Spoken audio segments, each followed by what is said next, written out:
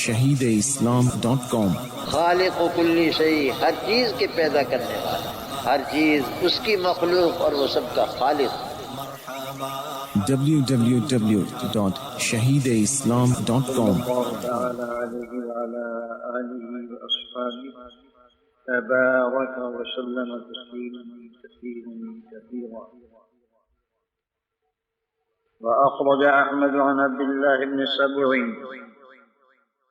قال خطبنا علي رضي الله تعالى عنه فقال والذي خلق الحبة وبرأ النسمة لتغلبن هذه من هذه.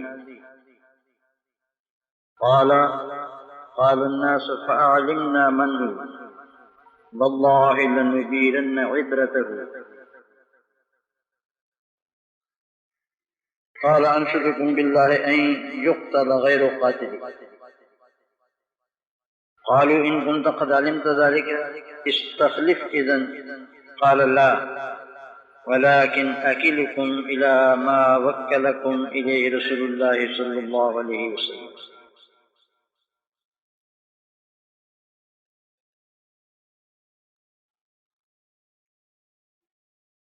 امام احمد رحمہ اللہ تعالی نے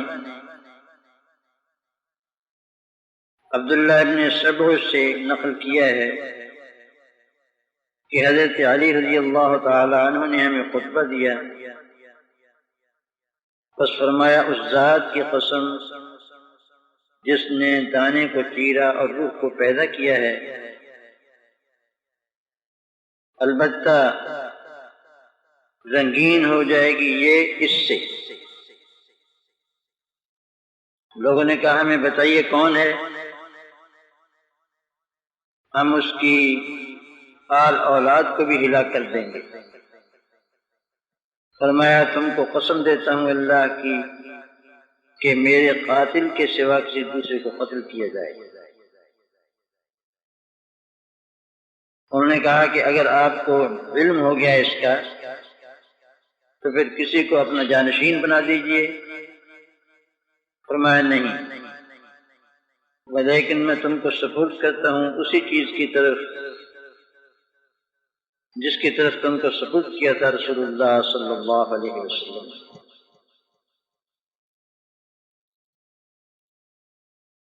یہ حضرت امیر المومنین علی رضی اللہ تعالیٰ عنہ کا آخری دنوں کا خطبہ ہے۔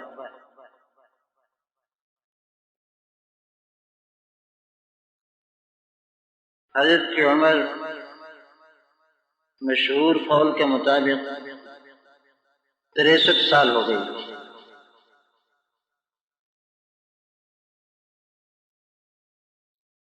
ایک دن اپنے رفقا سے پوچھا کہ رسول اللہ صلی اللہ علیہ وسلم کی عمر کتنی ہوئی؟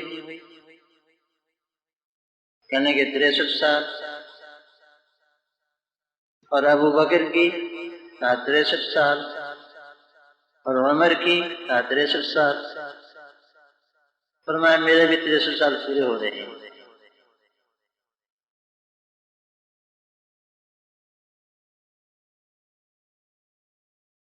تو پھر آپ نے منبر پر خطبہ دیا اور اس میں فرمایا، اس خطبے میں یہ بات کی ارشاد فرمائی کہ اللہ کی قسم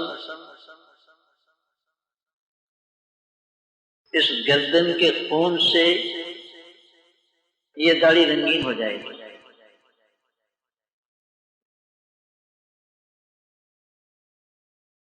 لوگوں نے کہا کہ آپ بتائیے ایسا کون شقی ہے ہم اس کے پورے گھرانے کو ہلاک کر دیں گے۔ فرمایا کہ میں تم کو قسم دیتا ہوں اللہ تعالیٰ کی کہ میرے قاتل کے سوا کسی کو کچھ نہ کہا جائے۔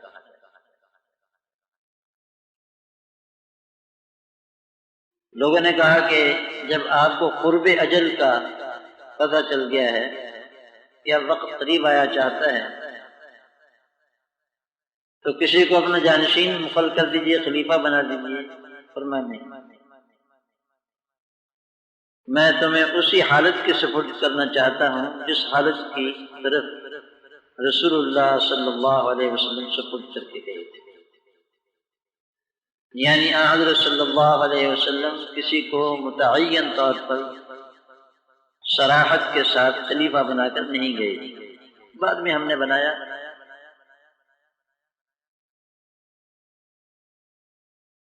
اب اس خطبہ شریفہ میں چند چیزیں قابل غور ہیں۔ ایک حضرت امیر المومنین کا یہ کہنا کہ اللہ کی قسم یہ داڑھی اس خون سے رنگین ہو جائے گی، یہ علم ان کو رسول اللہ صلی اللہ علیہ وسلم سے ملا تھا۔ حضرت صلی اللہ علیہ وسلم نے ان سے ارشاد فرمایا تھا، متعدد احادیث میں یہ مضمون وارد ہوا ہے۔ آپ نے فرمایا تھا کہ علی دنیا کے سب سے بڑے بدبخت دو ہوئے،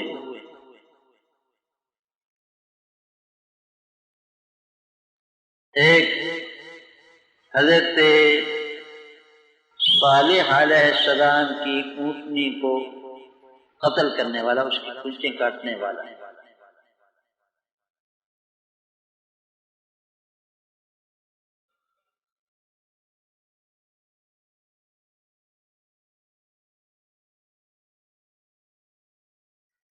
یہ سب سے بڑا بدبخت تھا جس نے اپنی پوری قوم کے لیے عذاب الہی کو دعوت دی، خود بھی مرا، قوم بھی مری، جبکہ حضرت صالح علیہ السلام نے ان کو آگاہ کر دیا تھا، ناقۃ اللہ وسقیاھا، یہ اللہ کی خاص پیدا کی ہوئی اونٹنی ہے، اس کو تکلیف اور گزن پہنچانے سے بچو، ڈرو، اور اس کی پانی کی باری اس کے معاملے میں بھی ڈرو کہ اس کو روکو نہیں۔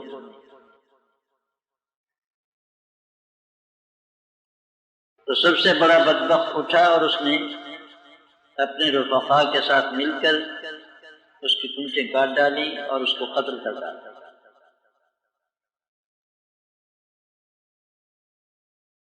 اور دوسرا سب سے بڑا بدبخت وہ ہوگا جو تیری اس داڑھی کو اس گردن کے خون سے رنگین کرے گا۔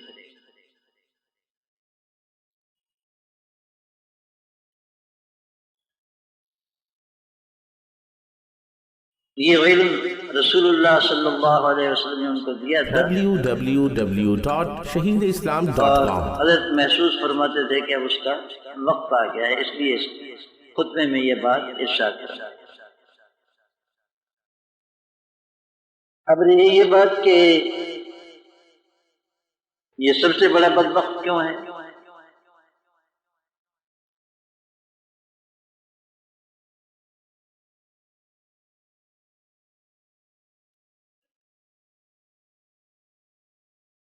واللہ عالم۔ اس کی وجہ یہ ہے کہ میں نے بھی بتایا تھا کہ وہ قیدار جس نے ناقہ صالح کو قتل کیا تھا، اس نے اپنی پوری قوم کے لیے عذاب کی دعوت دی، اور یہ بدبخت عبد الرحمن ابن ملجم خارجی، اس نے حضرت امیر المومنین علی کرم اللہ وجہہ کو شہید کر کے خلافت نبوت کا خاتمہ کر دیا۔ خلفائے راشدین چار ہیں، ابو بکر، عمر، عثمان اور علی، اور حضرت حسن رضی اللہ تعالیٰ عنہ کی خلافت جو 6 مہینے رہی، یہ گویا تتمہ تھا حضرت علی کی خلافت۔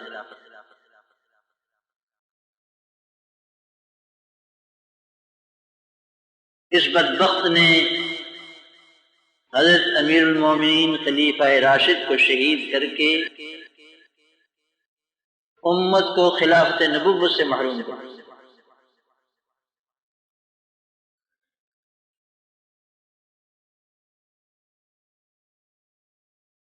کچھ وہ بدبخت تھے جنہوں نے حضرت عثمان رضی اللہ تعالیٰ عنہ کو شہید کیا، اور یہ سب سے پہلا سلمہ ہے، پہلا رخنہ ہے جو اسلام کی دیوار میں ڈالا گیا، حضرت عثمان رضی اللہ تعالیٰ عنہ کو شہید کرنا۔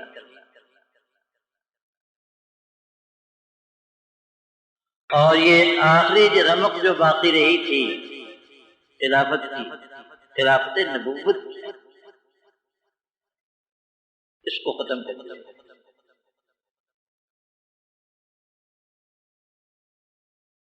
حضرت صلی اللہ علیہ وسلم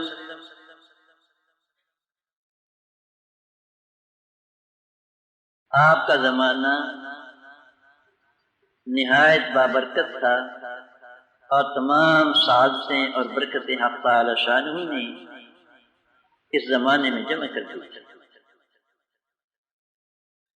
اور حضرات خلفائے راشدین کا زمانہ گویا بقیہ نبوت کا زمانہ تھا، اس لیے کہ حضرات خلفائے راشدین ٹھیک ٹھیک نبی کریم صلی اللہ علیہ وسلم کے منہاج پر۔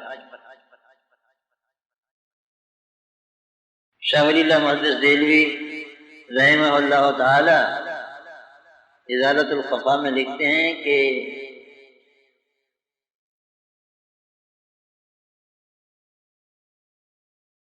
زمانہ خلافت بقیہ زمانہ نبوت بودا، خلافت راشدہ کا زمانہ حضرت صلی اللہ علیہ وسلم کے زمانے کا بقیہ تھا۔ فرق اتنا تھا کہ جب حضرت صلی اللہ علیہ وسلم بخود بنفس نفیس تشریف فرماتے تو اپنی زبان مبارک سے احکامات صادر فرماتے، اور شاہ صاحب کے الفاظ میں اس خلافت راشدہ کے زمانے میں ساکت نشستہ بسر و چشم اشارہ میکند، خاموش بیٹھے وہ سر اور آنکھوں کے اشارے سے سمجھا رہے، سمجھنے والوں نے آپ کے اشارے کو سمجھا اور اس کے مطابق عمل کیا۔ عام لوگ نہیں سمجھ سکتے،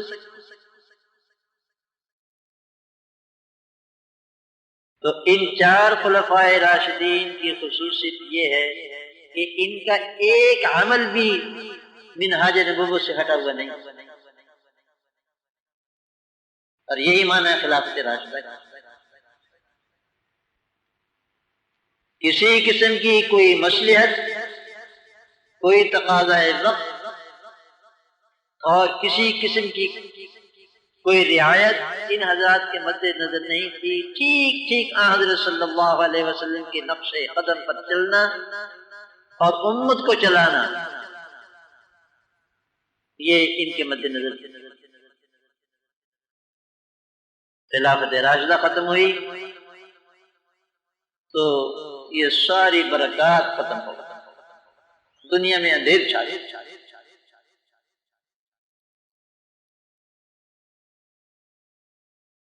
کبھی کبھی ایسا ہوتا ہے، ہم لوگ بھی اس کو محسوس کرتے ہیں، ہم جیسے لوگ بھی محسوس کرتے ہیں۔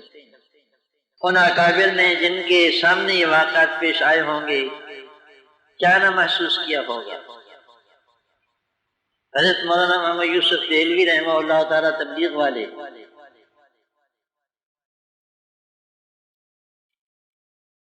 جس دن ان کے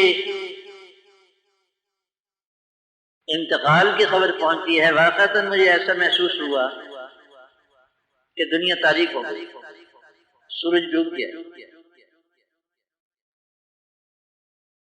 بالکل یہی قصہ مجھے پیش آیا تھا شیخ الاسلام حضرت مولانا سید حسین احمد مدنی قدس سرہ کی وفات پر۔ جس دن حضرت کے انتقال کی خبر آئی ہے، جمعے کا دن تھا، بس یوں سمجھیے کہ مجھ سے ضبط نہیں ہو پا رہا تھا۔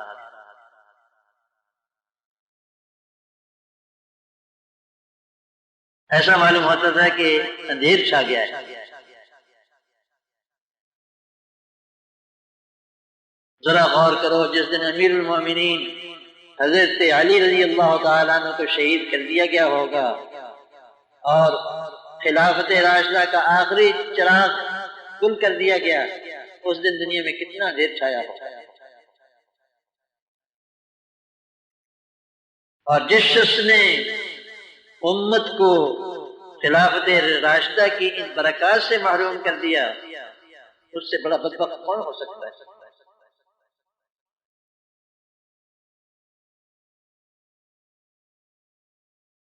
شاہ ولی اللہ محدث دہلوی رحمہ اللہ فرماتے ہیں کہ خلافت راشدہ کی بھی دو قسمیں ہیں، ایک خلافت راشدہ خاصہ، دوسری عامہ۔ www.shaheedislam.com خلافت راشدہ خاصہ تو حضرت عثمان رضی اللہ تعالیٰ عنہ کی شہادت پر ختم ہو گئی۔ شاہ صاحب نے ایک حدیث نقل کی ہے،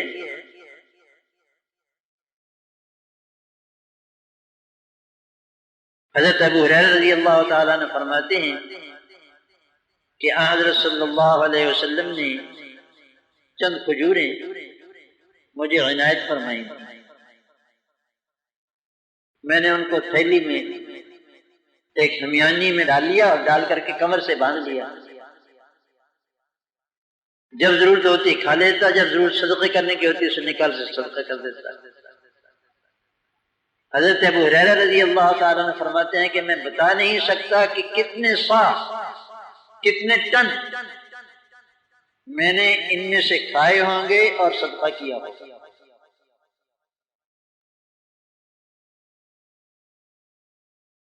لیکن جس دن حضرت عثمان رضی اللہ تعالی عنہ شہید ہوئے، ابو ہریرہ کہتے ہیں کہ وہ تھیلی گر گئی، گر کر کے ایسی گم ہوئی کہ زمین اس کو کھا گئی یا آسمان اس کو اچک کے لے گیا، پتہ نہیں چلتا۔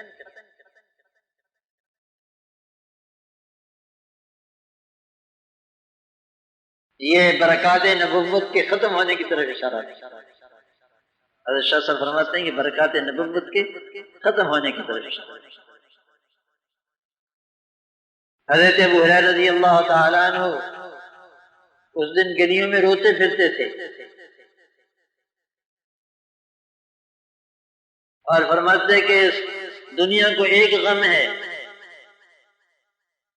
اور مجھے دو غم ہیں، ایک اپنی تھیلی کے گم ہو جانے کا اور دوسرا شیخ عثمان کے قتل ہو جانے کا۔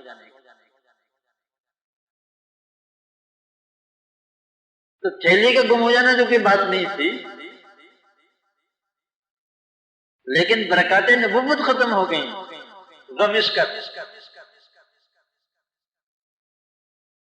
اور حضرت امیر المومنین علی کرم اللہ وجہہ کے شہید کیے جانے کے بعد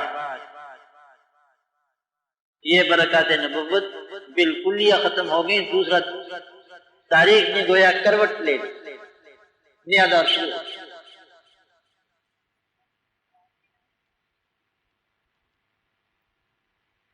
اس لیے وجہ فرمایا حضرت صلی اللہ علیہ وسلم نے کہ سب سے بڑا بدبخت یہ شخص ہے جس نے پوری امت کو برکات نبوت سے محروم کر دیا۔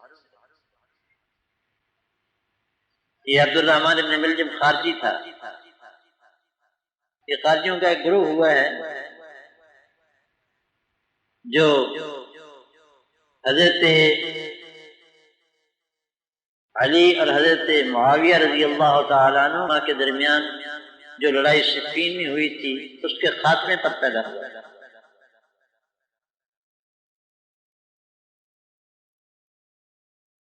اس وقت دو حکم مقرر کر دیے گئے تھے، لمبا قصہ ہے کہ وہ مسلمانوں کے درمیان میں اس اختلاف کا فیصلہ کریں گے۔ یہ اسی وقت سے خارجی کھڑے ہو گئے، خود حضرت علی رضی اللہ تعالیٰ عنہ کی جماعت کے لوگ، شیعان علی میں سے ایک گروہ کٹ کر کے خارجی بن گیا۔ وہ کہتا کہ دونوں کافر، علی بھی کافر، معاویہ بھی کافر، دونوں کافر، باقی سارے صحابہ کافر۔ یہ سب سے پہلا گروہ ہے جس نے صحابہ کرام کی رضوان اللہ علیہ مجمعین علانیہ تکفیر کی، اور یہ بدبخت ایسے تھے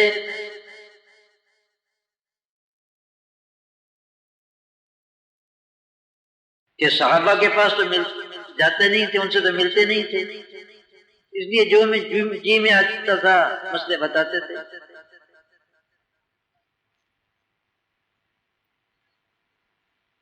سیاستہ میں یہ حدیث موجود ہے کہ ایک خاتون حضرت عائشہ رضی اللہ تعالیٰ عنہ کے پاس آئی، ام المومنین کے پاس، کہنے لگی کہ ما بال الحائض تقضی الصوم ولا تقضی الصلاۃ، یہ کیا بات ہے کہ حائضہ عورت روزے کی قضا کرتی ہے، نماز کی قضا نہیں کرتی؟ جب ماہ رمضان میں عورتوں کے خاص ایام شروع ہو جائیں تو وہ روزہ نہیں رکھیں گی، لیکن ان کی قضا کریں ان روزوں، اور ان خاص ایام میں جو نمازیں گزر جاتی ہیں ان کی قضا ان کے ذمہ نہیں۔ یہ خارجی لوگ یہی فتویٰ دیتے تھے کہ نماز روزے سے زیادہ اہم ہے، جب روزے کی قضا ہے تو نماز کی قضا کیوں نہیں؟ جاہل کسی عالم کے پاس بیٹھتے تو مسئلہ معلوم ہوتا، اپنی عقل دوڑاتے تھے۔ تو ام المومنین نے اس کے سوال کو سن کر کے فرمایا حروریت نامتے تو خارجی ہے،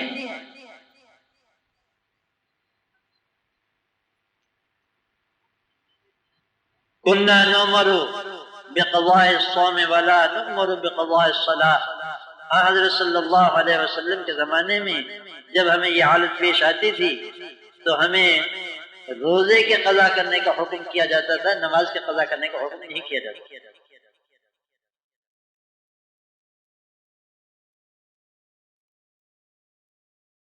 یہ خارجیوں کا گروہ تھا، نعوذ باللہ ثم نعوذ باللہ۔ ان کا مشورہ ہوا کہ اس وقت امت میں فساد کے سرغنہ 3 آدمی ہیں، ایک علی، دوسرے معاویہ، اور تیسرے عمرو بن عاص۔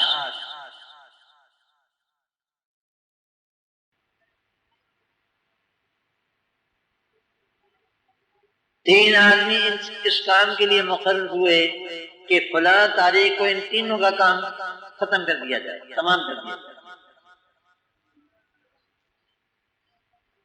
حضرت علی رضی اللہ تعالی عنہ کو شہید کرنے کے لیے یہ عبد الرحمن مقرر ہوا، عبد الرحمن ابن ملجم بدبخت، اور ان دونوں حضرات کو شہید کرنے کے لیے دوسرے آدمی مقرر ہوئے، اور طے یہ کیا کہ جب یہ نماز کے لیے آئیں تو آتے ہوئے ان پر حملہ کر دیا جائے۔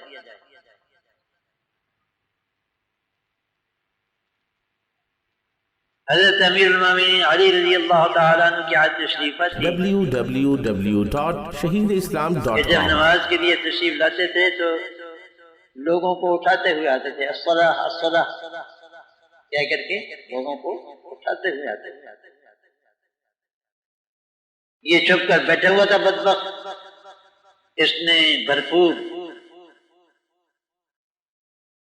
حملہ کیا،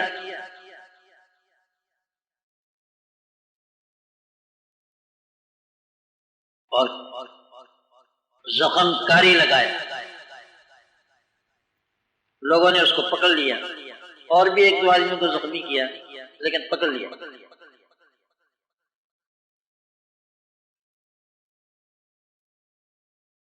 کہنے لگا کہ اتنے دن ہو گئے ہیں کہ اس تلوار کو زہر میں بجھا رہا ہوں۔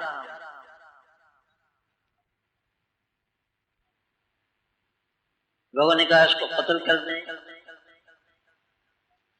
اور میں اپنے قاتل کو کیسے قتل کروں؟ یہ بھی کبھی سنا ہے؟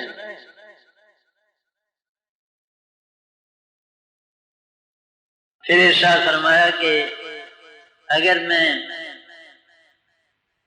بچ گیا، زخم ٹھیک ہو گیا، تو میں اس سے خود معاملہ کروں گا، چاہے معاف کر دوں یا کوئی اس کو سزا دے دوں. اور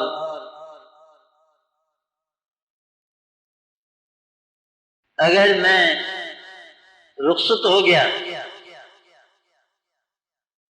تو تم لوگوں کو اختیار ہے کہ تم اس کو معاف کر دو یا اس سے قصاص لو. لیکن دیکھو قصاص برے طریقے سے نہیں لے، جو شریعت کا دستور اور اصول ہے اس کے مطابق قصاص. حضرت صلی اللہ علیہ وسلم کے ارشاد گرامی ہے ان اللہ کتب الاحسان علی کل شیء، اللہ تعالیٰ نے ہر چیز کے معاملے میں احسان کا حکم دیا ہے، حسن سلوک کا. فَإِذَا ذَبَحْتُمْ فَأَحْسِنُوا الذِّبْحَ، جب تم کسی جانور کو ذبح کرو تو اس کو ایذا نہ کرو،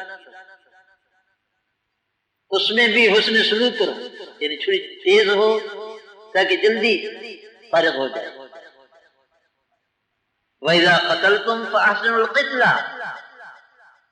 اور جب تم کسی کو قتل کرو تو وہ بھی حسن طریق سے قتل.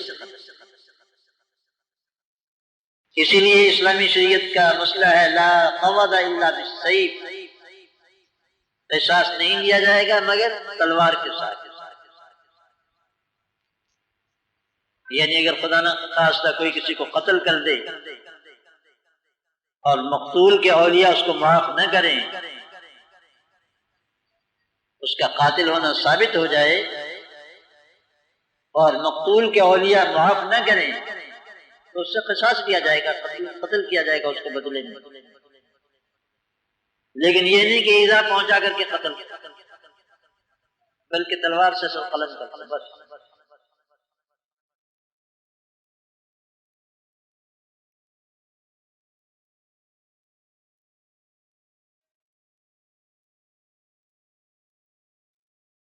حضرت معاویہ رضی اللہ تعالی عنہ تشریف لائے تھے، ان پر حملہ بھی ہوا لیکن کارگر نہیں ہوا الحمدللہ. تاہم ان کی کولے پر زخم آیا تھا اور اس کی وجہ سے رگ کٹ گئی، اس کے بعد پھر حضرت کے اولاد نہیں تھی. اور حضرت عمرو بن عاص رضی اللہ تعالی عنہ اتفاق کی بات یہ ہے کہ اس دن نماز کے لیے تشریف ہی نہیں لائی، فجر کی نماز کے لیے. وہ مصر میں تھے، مصر کے گورنر تھے. ان کی جگہ کسی اور آدمی نے نماز پڑھائی اور غریب وہ کام آیا، شہید ہو گئے.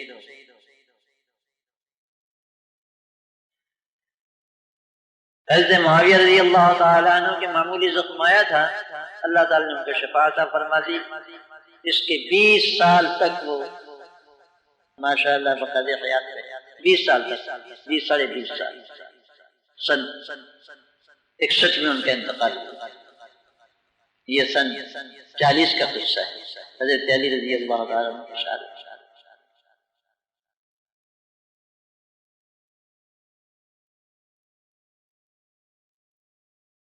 بہرکیف حضرت علی رضی اللہ عنہ نے فرمایا کہ قسم اور ذات کی جس نے درخت کو چیرا ہے اور روح کو پیدا کیا ہے کہ یہ یعنی داڑھی اس خون سے رنگین ہوگی. لوگوں نے کہا کہ آپ کو معلوم ہے تو پھر بتا دیجئے، ہمیں بتا دیجئے تاکہ ہم اس شخص کو نہیں، اس کے پورے خاندان کو برباد کر دیں. فرمایا نہیں، میں تم کو قسم دیتا ہوں کہ میرے قاتل کے سوا کسی دوسرے کو کچھ نہیں کہتا. جس نے مجھے قتل کیا ہے تم اس سے قصاص لے سکتے ہو اگر تم چاہو، اور یہ سازش ہے جو تیار کی گئی ہے، لہذا اس سازش کے تمام سرغنوں کو پکڑو، کیفر کردار تک پہنچاؤ۔ یہ کسی دوسرے آدمی کو مارنے کی اجازت نہیں۔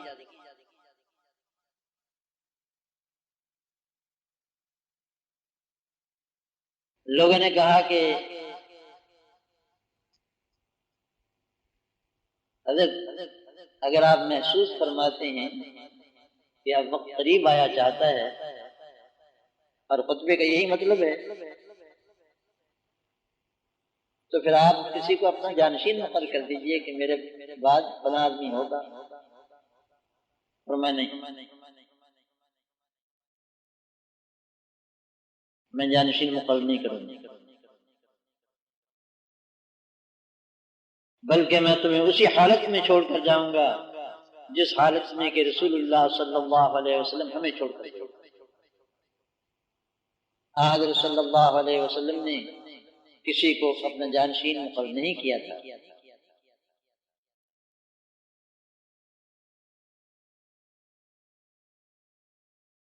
اب یہاں اتنی بات سے سمجھ لیجئے، ایک مسئلہ تو یہ کہ حضرت صلی اللہ علیہ وسلم نے صراحتاً کسی کو اپنا جانشین مقرر نہیں فرمایا، جس طرح کہ عام طور پر دستور ہے، تحریر لکھوا دی جاتی ہے اور اس کا اعلان کروا دی جاتا ہے کہ فلاں آدمی ولی عہد ہے، یعنی ان کے بعد فلاں آدمی ان کا جانشین ہو۔ یہ نہیں۔ اور جو لوگ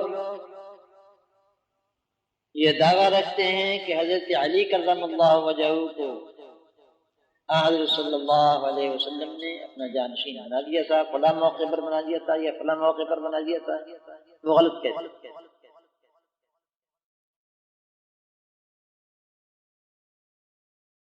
میں نے اپنی اس کتاب میں بہت مکمل بحث کی ہے اس پر۔ www.shaheedislam.com وہ کہتے ہیں کہ غدیر قم میں حضرت علی رضی اللہ تعالیٰ عنہ کو خلیفہ بنا دیا۔ غدیر قم کیا؟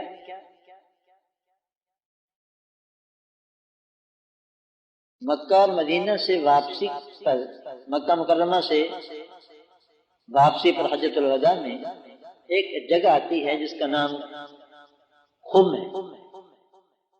وہاں ایک تالاب تھا جس میں پانی جمع ہو جاتا ہے، بارش کا پانی، ایسے کوئی نشیب جگہ ہوگی، اس کو غدیر کہتے ہیں۔ حضرت صلی اللہ علیہ وسلم نے وہاں پڑاؤ کیا تھا اور وہاں یہ فرمایا تھا کہ من کنت انا مولا ہو فعلی مولا، جس کا میں مولا ہوں علی بھی اس کا مولا ہے۔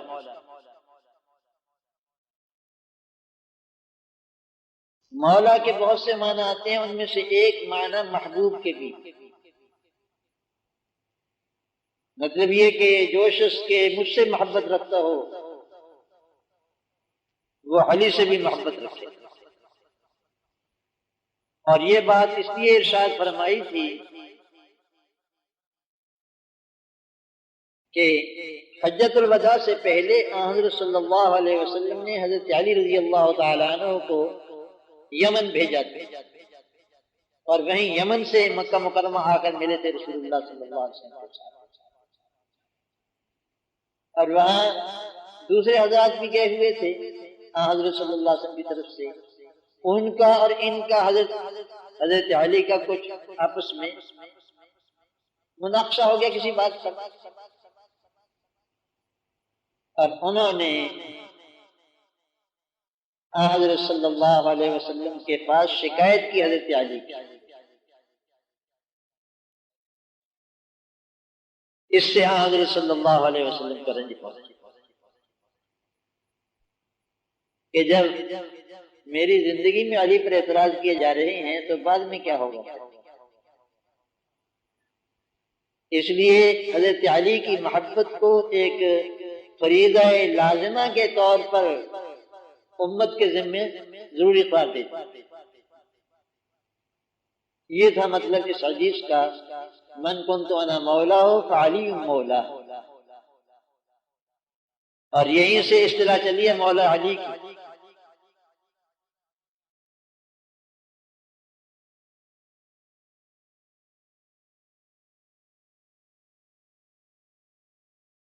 اہل سنت اس کو مانتے ہیں۔ حضرت علی رضی اللہ تعالیٰ عنہ ہمارے محبوب، اور ان کی محبت اور ان کی آل و اولاد کی محبت اہل سنت کے نزدیک جزو ایمان، اور جو شخص ان کی محبت سے خالی ہو وہ کہنا چاہیے کہ ایمان سے فارغ ہو جائے گا، نعوذ باللہ۔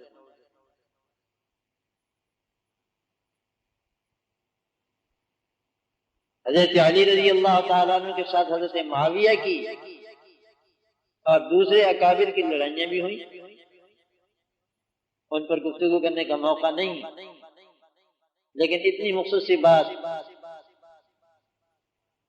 یہ یاد رکھی جائے کہ اس لڑائی کے باوجود محبت باقی تھی۔ دو بھائیوں کے درمیان مناقشہ ہو جاتا ہے اور آپس میں دست و گریباں بھی ہو جاتے ہیں،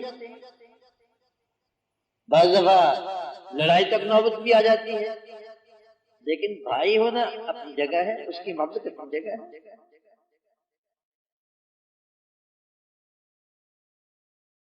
یہی وجہ ہے کہ جب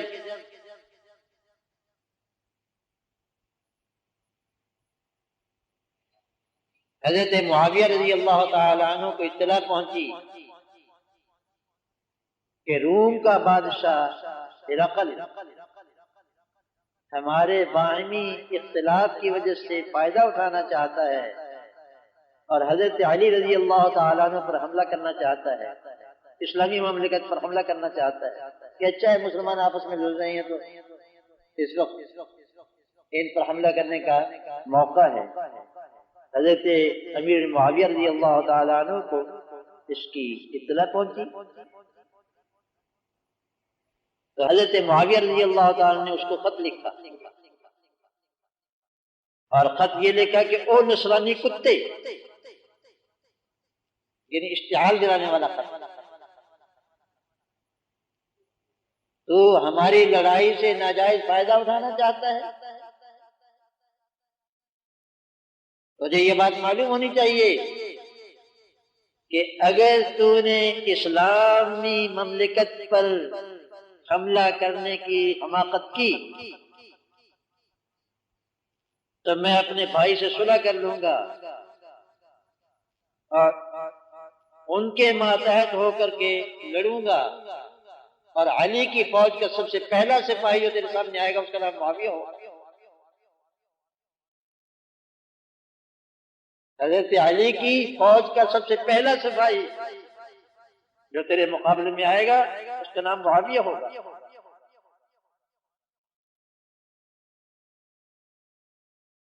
یہ واقعہ حضرت مفتی محمد شفیع صاحب رحمہ اللہ تعالی نے معارف القرآن میں بھی نقل کیا، نہیں آپ کی کتاب ہے مقام صحابہ، اس میں بھی نقل۔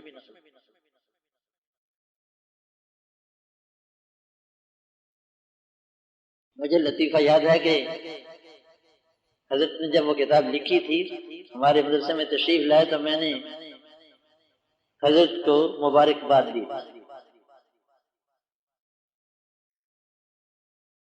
میں نے کہا آخری زندگی میں صحابہ کرام رضوان اللہ علیہ مجمعین پر کتاب لکھنا یہ انشاءاللہ اس میں خاتمہ کی علامت ہے، اور حضرت نے میری اس بات کو بہت پسند فرمایا۔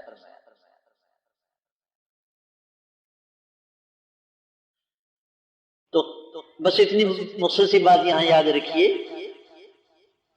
کہ ان کی آپس میں غلط فہمیوں کی وجہ سے مناقشہ ہو گیا، ہمیں اس پر فیصلہ کرنا یا محاکمہ کرنے کی اجازت نہیں۔ ان بھائیوں کی لڑائی تھی، دو شہزادوں کے درمیان www.sunnahislam.com مناقشہ ہو جائے تو بنگی کے لڑکے کو یہ حق نہیں پہنچتا کہ ان کا فیصلہ کرے یا ان کا محاکمہ کرے۔ ان اکابر کے مقابلے میں ہماری حیثیت بنگیوں کی بھی نہیں، ہم ان کے مقابلے میں ہم ان کے بارے میں اپنی زبان کھولیں اور محاکمہ کریں اور یہ کہیں کہ فلانا حق پر تھا فلانا باطل پر تھا، نہیں۔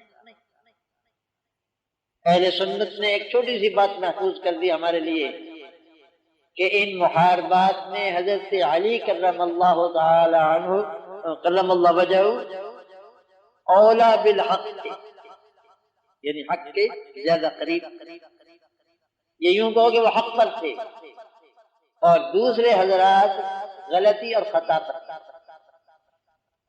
ان کو غلط فہمی ہو گئی۔ صحابہ کے درمیان حق و باطل کا اختلاف نہیں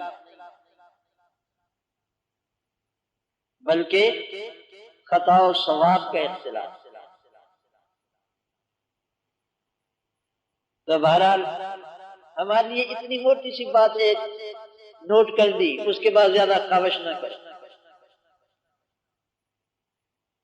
ہمارے حضرت حکیم الامت قدس سرو ارشاد فرماتے تھے کہ حضرت حاجی امداد اللہ قدس سرو ارشاد فرماتے تھے، ان کا حضرت نقل کرتے قول کہ 3 مسئلے ایسے ہیں جو جنت میں جا کے بھی نہیں کھلیں گے، ان کی حقیقت منکشف نہیں ہوگی، ان میں سکوت ہی، زبان کا بھی سکوت، دماغ کا بھی سکوت، کہ سوچو نہیں۔ فرمایا ایک وحدت الوجود کا مسئلہ ہے، ایک تقدیر کا مسئلہ ہے، اور ایک مشاجرات صحابہ کا مسئلہ ہے، صحابہ اکرام کے اختلافات۔ بس تقدیر الہی، تو ہمیں زیادہ اس میں کاوش کرنے کی ضرورت نہیں۔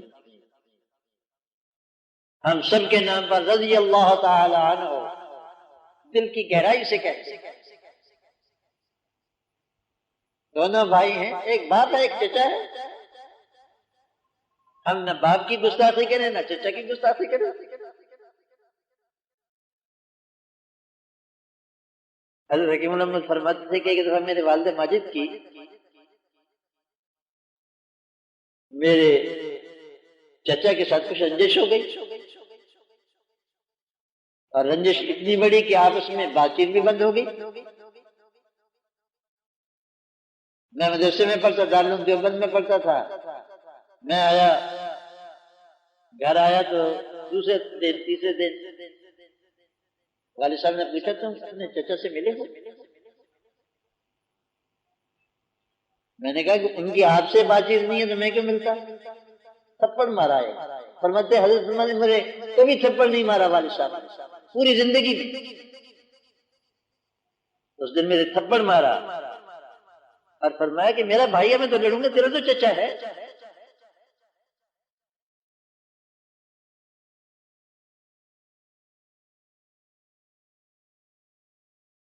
حضرت حکیم الامت قدس سرہ اپنے والد ماجد کا یہ قصہ نقل کر کے فرمایا کرتے ہیں، ہاں اولاد کی یوں تربیت کیا کرتے ہیں۔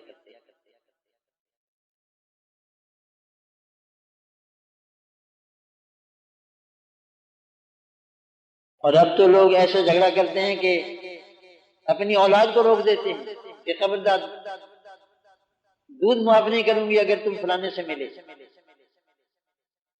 لا حول ولا قوت الا باللہ۔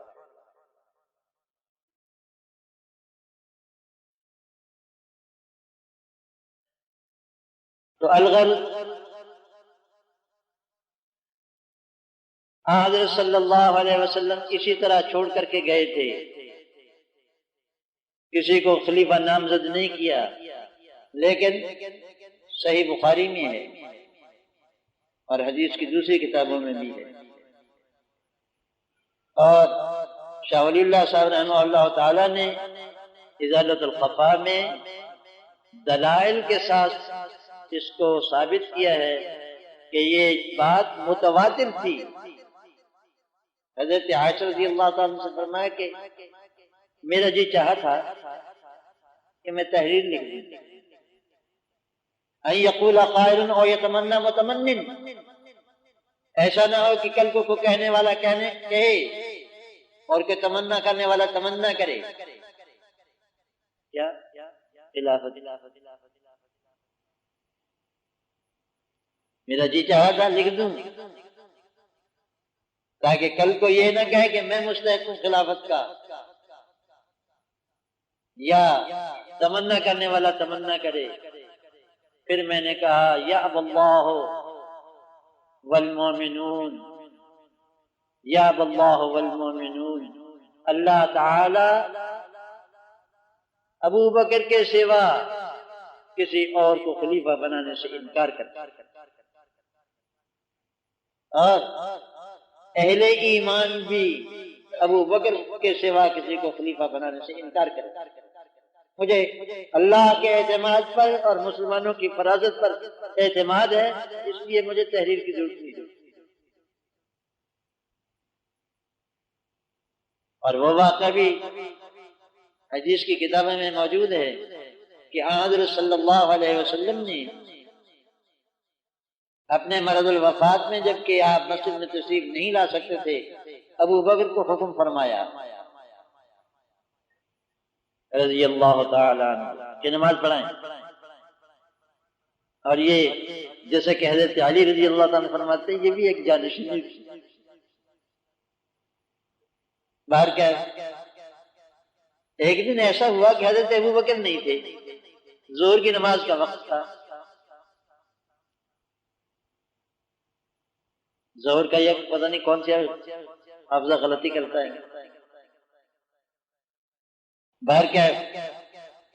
حضرت بلال رضی اللہ تعالیٰ عنہ نے حضرت عمر سے کہا کہ ابو بکر تو ہے نہیں، آپ کہیں آپ نماز پڑھا دیں گے؟ وہ مؤذن تھے۔ حضرت عمر نے فرمایا ان شئت، تم کہو تو پڑھا دوں گا۔ کہیں گے چلو پھر۔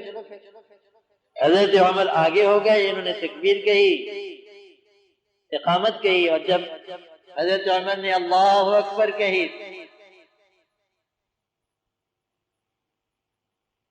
حضرت صلی اللہ علیہ وسلم کے سامع مبارک تک پہنچ، قریب ہی تو تھا، اور حضرت عمر کی آواز بڑی بلند تھی۔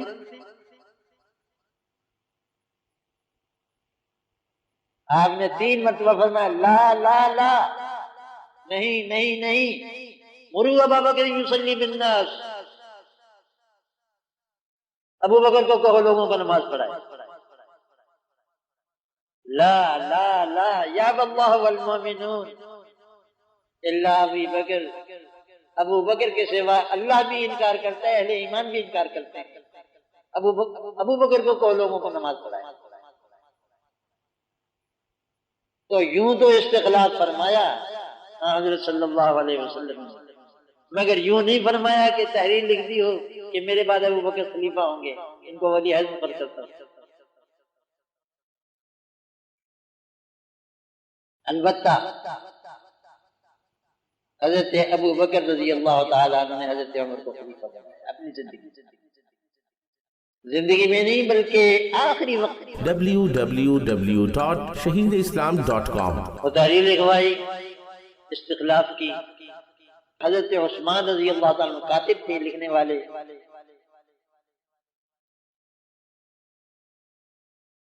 لکھواتے جب یہاں تک پہنچے کہ میں اپنے بعد خلیفہ بناتا ہوں، اب کس کو؟ غشی ہو گئی۔ حضرت عثمان رضی اللہ تعالیٰ عنہ نے خود ہی لکھ دیا عمر کو، میں خلیفہ بناتا ہوں عمر کو۔ یہ لفظ بھی نہیں بولا تھا حضرت ابو بکر نے، انہوں نے لکھ دیا۔ غشی سے فاقہ ہوا تو فرمایا پڑھ کر سناؤ کیا لکھا ہے۔ سنایا تو انہوں نے عمر کا لفظ بھی بول دیا صاحب۔ فرمایا اللہ تجھے جزائے خیر عطا فرمائے، تجھے خیال آیا ہوگا کہ اگر اسی غشی کی حالت میں اس کا انتقال ہو گیا تو بات ادھوری رہ جائے گی۔ مجھے انہی کا نام لکھوانا تھا. خیر لمبا قصہ ہے. اور حضرت عثمان رضی اللہ تعالیٰ حضرت عمر کے بعد 6 آدمیوں کے درمیان میں مسئلہ دائر ہو گیا اور حضرت عثمان رضی اللہ تعالیٰ کو خلیفہ بنا دیا گیا. اور حضرت امیر المومنین علی رضی اللہ تعالیٰ نے اسی نہج کو اختیار کیا جو رسول اللہ صلی اللہ علیہ وسلم نے نہج.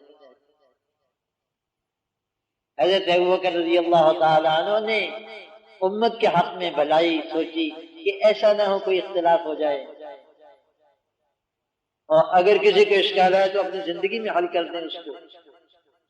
چنانچہ لوگوں نے کہا بھی کہ آپ اتنے سخت آدمی کو ہمارے اوپر خلیفہ مقرر کر کے جاتے ہیں، لوگوں کو کیا جواب دیں گے؟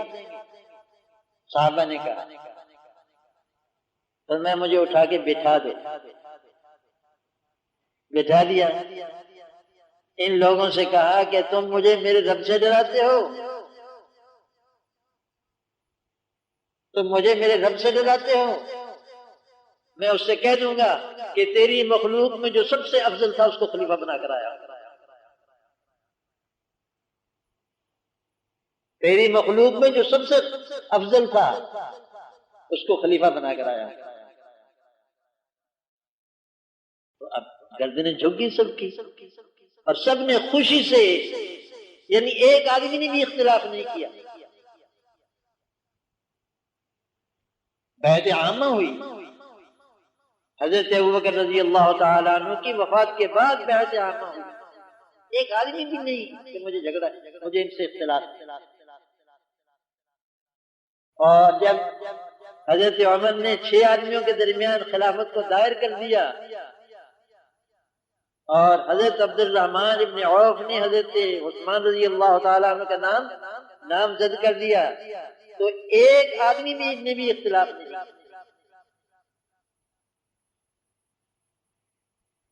یہ خلفائے ثلاثہ لوگ کہنے کو جو چاہیں کہیں، لیکن تاریخ کا ریکارڈ موجود ہے، ایک آدمی کو بھی اختلاف نہیں ہے.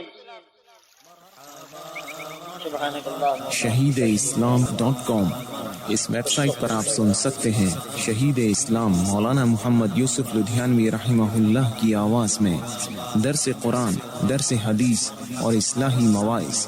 خالق و کلی شیء، ہر چیز کے پیدا کرنے والا، ہر چیز اس کی مخلوق اور وہ سب کا خالق. جبکہ شہید اسلام کی تصانیف آن لائن پڑھ بھی سکتے ہیں. اس کے علاوہ اس ویب سائٹ پر آپ سن سکتے ہیں ممتاز علماء کرام کے اصلاحی بیانات. یا صاحب الجمال و یا سید البشر من وجهك المنیر لقد نور القمر. www.shahideislam.com